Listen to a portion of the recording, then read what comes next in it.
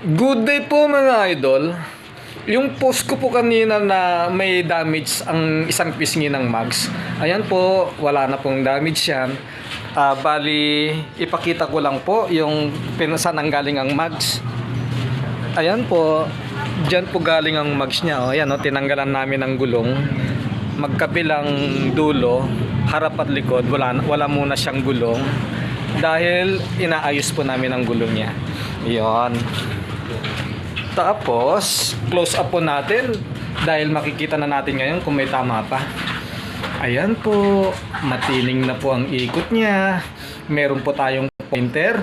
Magmula sa pointer, hindi na po nagbabago yung distance ng mag sa pointer.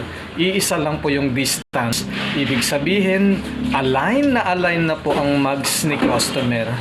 Ayan po, yung kabilang pisngi hindi na natin titignan dahil nakita natin kanina na walang tama yon. Yan po, natapos din po. Matutuwa na po si customer niyan. Yun lang po. Salamat. Bye-bye.